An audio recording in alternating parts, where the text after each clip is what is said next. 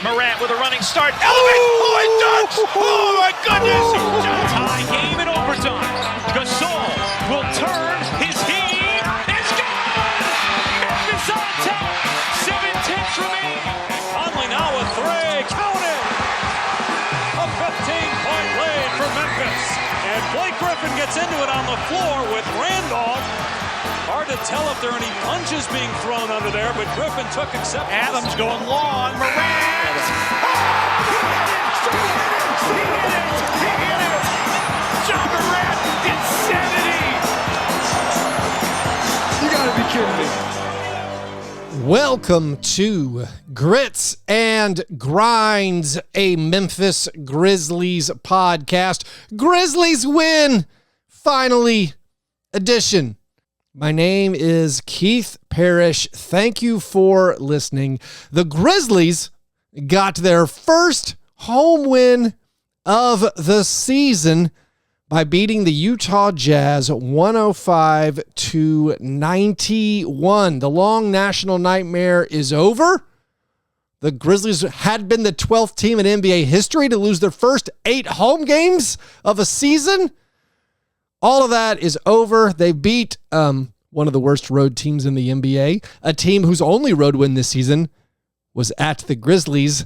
And briefly now, I feel like we can exhale and just relax in a victorious Memphis Grizzlies basketball team. Let's not take a peek at the schedule coming up just yet. Before I get into all the analysis of the game and talk about the Grizzlies' new games that were added to the schedule, just a word from Underdog Fantasy.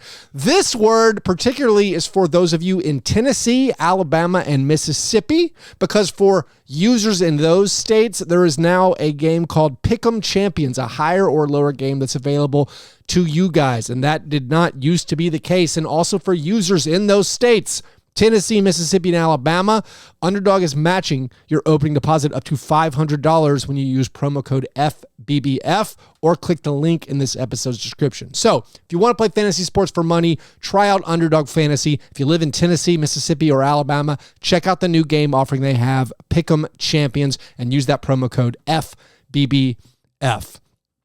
All right, coming into this game, I think we'd obviously circled it as a extremely winnable game, sort of a must win, but like if we don't win this, when are we going to win? The Grizzlies had a rest advantage over the Jazz. The Jazz, like I said, are terrible on the road. They're 1-8 this season on the road. They allow their opponents to score 120 or more points per game in road games.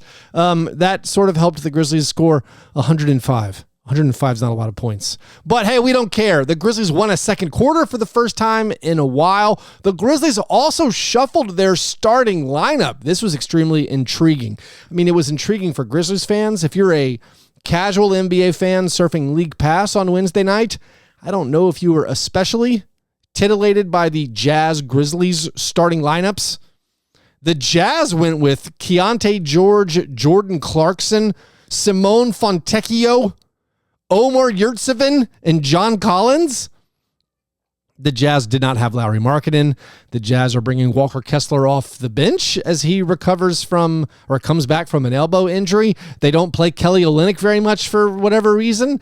And then the Grizzlies were starting Derrick Rose, his first regular season start in a couple of seasons in the NBA. Obviously, his first regular season start for the Grizzlies. They started Derrick Rose alongside Desmond, Bane, David Roddy put in the starting lineup as they went away from the Santi Aldama starting small forward decision, and then Bismack and Jaren in the front court. So a totally new starting lineup for the Grizzlies, and the rotation was a little bit different. The first sub in was Jalen Noel, the hardship signing on a 10-day contract. He was the first guy in. The next guys in were Vince Williams Jr. and Santi Aldama. So a kind of completely different rotation that the Grizzlies went with. And It did not initially immediately work. The Grizzlies got off to a slow start once again. They fell down 15-7 after 4 minutes. Taylor Jenkins called timeout because they'd allowed a lot of points to the Jazz, and the Jazz, who'd made, I think, 43 pointers against the Grizzlies, maybe more. I can't remember. They were shooting 50% against the Grizzlies coming into this game. They, of course, had beaten the Grizzlies twice already. The Grizzlies gave up some threes early. They fell down. There was a timeout called. And then from that point forward, you could really feel, I think, the defensive effort for the Grizzlies. When they finally blew things open in the second quarter, a lot of it was defense and hustle plays. They got a ton of stops in a row in the second quarter. And eventually, the shots started falling. They got some fast break points. I feel like the game turned. The most exciting play, I would argue, maybe of the season. I don't know. The best play of the season so far, I think, is the road game against the Clippers. The Marcus Smart diving on the ground, picking the ball up, throwing it to David Roddy for a layup. But I think we definitely got our best fast break of the season on that two-man game between Zyrie and David Roddy, throwing the ball back and forth. But that was all part of a big run where the Grizzlies kept getting stops.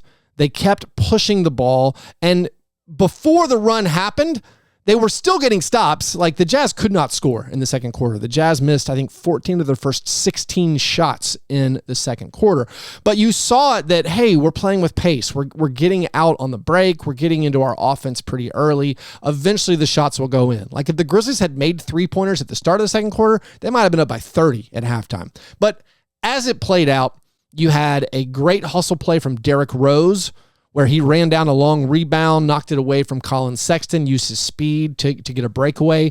Then you had the Zyrie Williams chasing down a very similar play, chase down a long rebound, or just use his hands basically to rip it away from the Jazz player, and then he got a breakaway dunk. Then came the fast break, the alley-oop between Roddy and Zyrie. Then Zyrie made a three. Then Roddy started banging a bunch of threes, and all of a sudden the Grizzlies had their biggest lead of the season. They went into halftime up 18, and then they scored the first 7 points of the third quarter and got up by 25, and the game was basically over. And they kind of held on for dear life. They only scored 17 points in the fourth quarter. So everything is not fixed by any stretch of the imagination, but the Grizzlies get that much needed win.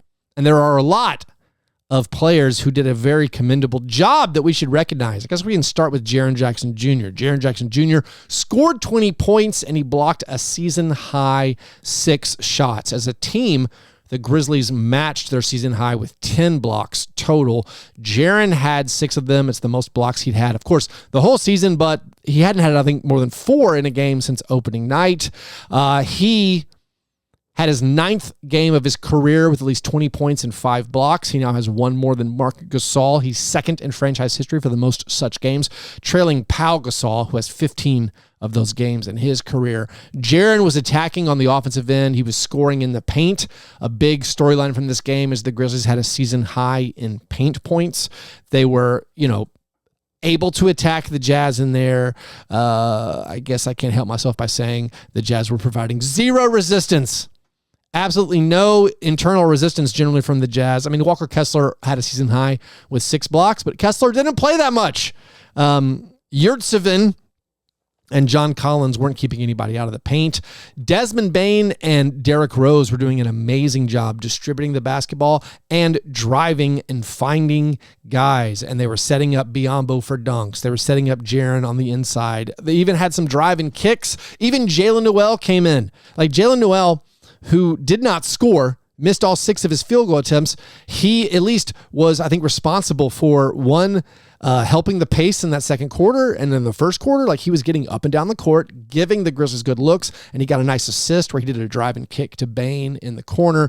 They finished with 27 assists as a team, which is still not good by Grizzlies or past years' Grizzlies standards, but so far this year, we will take it. So Bane got 9 of those assists. Desmond Bane had 17 points and 7 rebounds to go with the 9 assists, also had 3 steals. Derrick Rose in his start also got 9 assists. Incredible work moving the basketball by Derrick Rose. Also scored 14 points. Derrick Rose now has 3 consecutive double-digit scoring games. It's the first time he's done that since December of 2021. Tied his season high with those 9 assists. He, in the last 5 games, this is since he returned from injury, he is shooting 60% from the field. He's 21 for 39 on his field goal attempts, 11 points per game. Those are the stats, again, since he came back from injury. If you want to make any kind of excuses for the way he performed in the first 4 games of this season, that's, including a really good fourth quarter against the Nuggets. In those first 4 games, he only shot 32% from the field, and then he missed a couple of weeks with a knee issue. Since coming back, he's been much sharper, been much better. I think looking at previous games and how well he had played, particularly that 17-point performance against the Suns, we could see that he's got some juice. He actually has the ability, he has burst where he can get by his defender. He's one of the only guys on the team basically who can get by his defender. And he'd been playing better than Jacob Gilyard. I assumed, based on the minutes distribution, that he just can't go more than 15, 20 minutes or so. They need Derrick Rose. The fact that they hadn't played him that much, I took to mean, they really have to keep limiting his minutes. Well, in this game, he played 27 minutes. Unfortunately, he had to come back in, I think much to his chagrin. He had to come back in at the end of the game as the Jazz cut it to 12 or 13 or something. But Derrick Rose played 27 minutes. The big question is going to be, how many games can he do that? Can he keep doing that? I mean, you can go ahead and circle this weekend. They get those back-to-back games, Friday night against the Mavericks on the road and then Saturday against the Suns. He's definitely not playing both of those games. So I'm hoping he plays probably the Friday night game and then takes the Saturday night game off. But Derrick Rose's contributions, I don't think can be underestimated. He was a huge catalyst for this victory. Again, 14 points, 7 out of 11 from the field. He was 7 out of 8 on 2-pointers. And all right, the 3-point shot going to come and go for him. But if he's converting the 2-pointers at that rate, that's amazing to see. So Derrick Rose, a huge part of the win. You got great performances from Derrick Rose, Jiren with a good game. Bane, again, solid game. And that's kind of I'd say that's your big 3. Derrick Rose, part of your big 3 right now, and all of that helps you get the victory. The other guy who had a huge game, a couple of them, Roddy and Zyrie Williams were both awesome. Getting these games from David Roddy and Zyrie Williams, it's kind of what we hoped for. It's what the Grizzlies team needs, and basically for most of the year, they'd been a little bit missing in action. One of the big reasons they started 3-13 and lost their first 8 home games is they just weren't getting consistent contributions from their wings, and in this one, both guys stepped up. David Roddy made a career-high 5 threes, made all of those threes in the first half. It was his 3 at the end of the first half, put them up 18. He scored 19 points, got 6 rebounds. David Roddy has now scored in double digits in 3 straight games. It's the first time he's ever done that in his career. Had 19 in this one, and then 11 in the game against Minnesota, 14 against the Suns. Also in these 3 straight games where he scored in double digits, he's made 2 or more threes in each of them. In the last 3 games, he's 9 for 18 on 3-pointers. He's raised his 3-point percentage from 21%, which is where it's set before the last 3 games, all the way up to 31%. So David Roddy making some threes, being a important offensive catalyst for the Grizzlies. And then Zyrie made all 3 of his 3-point attempts. He was 6 of 8 overall from the field, so 3 out of 5 on 2s, 3 for 3 on 3-pointers. That gives him 15 points for the game. Also got 8 rebounds and 2 steals. So I hate to just call it preseason Zyrie, but we got preseason Zyrie in this one. He looked so good, and it was a promising, encouraging, I think, performance from both of those wings. Now, going forward, is this going to be maybe the rotation you go with? Where you start Derrick Rose, Desmond Bane, David Roddy, Jaren Jackson Jr., Bismack Biyombo. The way they've been grasping for straws, trying to find anything that works, yeah, I think you just do it again. You bring Jalen Noel and Vince Williams Jr. and Santi off your bench. That's your primary 8 guys or so. Your 9th man can be Zyrie, who played well. They didn't go 10 deep. No Kenneth Lofton Jr. in this game. No John Conchar in this game. I feel like that's notable. John Conchar getting a DMP with the problems that you have. Also, by the way, Hoops Hype is reporting that multiple teams are monitoring whether or not John Conchar is available and says the Warriors are interested in them. I think that's interesting. I mean, John Conchar, again, has a extension that kicks in next season. I think the Grizzlies are going to be worried about salary the next few years, of course, with Desmond Bane's extension finally kicking in. It seems like a team, if they wanted John Conchar, could have John Conchar for free. Of course, you have to deal with, the roster issues. Like if you want to keep Bismack Biyombo once Ja Morant comes back, that decision is rapidly approaching as we're just like 3 weeks away from Ja Morant's return. And then, of course, what do you do with like Jalen Noel? I don't think we're at a situation where like, oh my goodness, we have to keep Jalen Noel. But I do think based on this game, even a game where he missed all of his field goal attempts, you just see what having like, hey, that's an NBA caliber scoring guard. That's a combo guard. Just having one of those guys around, pretty useful to have, as opposed to maybe some of the guys who weren't contributing, who positionally weren't the best fit for what the Grizzlies' most dire needs are, with Marcus Smart and Luke Canard unavailable. By the way, Hoops Hype also saying that teams are interested in maybe Luke Canard, monitoring his availability. I know it doesn't maybe make immediate sense to you to think about trading Luke Canard with all the shooting and scoring issues the Grizzlies have, but you have to keep monitoring all those salaries. Luke Canard, on the final year of his deal, he's an expiring contract. Are they going to pay to keep him next year? I don't know. I personally worry the Grizzlies are going to be super cheap once Desmond Bane's extension kicks in and are going to be loath to come anywhere close to the luxury tax, definitely not go into the luxury tax, and to keep a lot of these players, to make your team better, to sign guys, and then to keep Luke Canard, you're probably going to need to go into the luxury tax eventually. Is Luke Canard the guy they do that for? I don't know. Also, of course, if the Grizzlies are terrible, as they've been for most of the year, then you think about probably, all right, what can we get for Luke Canard? Is it better for like trading him for some second-round picks? Is that better, or is keeping Luke Canard for the next great Grizzlies team, hopefully next year, like what's the better option? So that's a decision the Grizzlies will make. But anyways, I digress. Let's get back to Vince Williams Jr.'s game. By the way, Vince Williams Jr., I love this stuff. He made a three-pointer in the first quarter. Those were his only points of the game. But 8 rebounds, 2 assists, and a steal, plus another play where he got a deflection and forced a turnover. It wasn't credited as a steal, but he made his impact, and this is just what he does. He's a magnet for the basketball. He goes and gets rebounds. I think he's a great glue guy. I love it when he plays. He had a stretch in the first half where he played 9 straight minutes, and you don't want to give any one player specifically credit for the things that are happening, but that coincided with the stretch where the Jazz could not score. So I love watching Vince Williams Jr. play, and he, I think, has forced his way into the Grizzlies rotation for the time being. Bismack Biyombo, he was part of that block party with Jiren. He finished with 6 points, 6 rebounds, 3 blocks, 2 assists. Again, the way the Grizzlies were sharing the basketball, it was good to see. And I think just maybe getting up and down the court a little bit faster made that easier. And then, of course, we cite the Jazz, who refused to guard anyone. By the way, so 105 points.